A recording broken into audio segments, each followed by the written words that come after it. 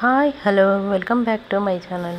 ఈ వీడియోలో super tasty and spicy snacks item Chand biscuits ఎలా చేయాలో చూపిస్తాను.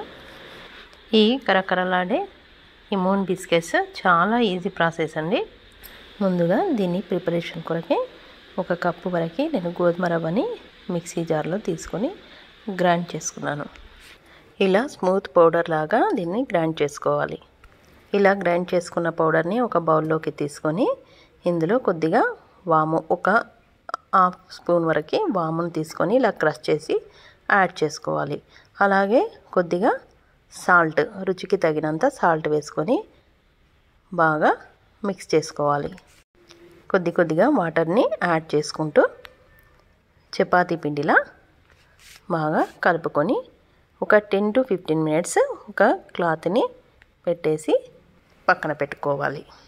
ఆ తర్వాత ఒక చిన్న బౌల్ని తీసుకొని ఒక 1.5 స్పూన్ వరకు రెడ్ చిల్లీ పౌడర్, అలాగే 1 స్పూన్ చాట్ మసాలా పౌడర్ని, అలాగే మ్యాగీ మసాలా పౌడర్ని 1/2 టేబుల్ స్పూన్ వరకు కొద్దిగా సాల్ట్ని యాడ్ చేసి బాగా కలుపుకొని పక్కన పెట్టుకోవాలి.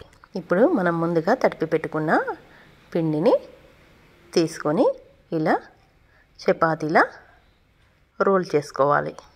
మరీ పలచగా మరీ మందంగా కాకుండా మీడియంగా ఇలా రోల్ చేసుకొని సైడ్కి ఇలా కట్ చేసుకొని ఒక చిన్న బౌల్ కానీ లేదంటే మీరు ఏదైనా షేప్ చేయడానికి ఒక బాక్స్ లాంటిదైనా ఇలా నేను వీడియోలో చూపిస్తున్నట్టుగా కట్ చేసుకుంటే సరిపోతుంది.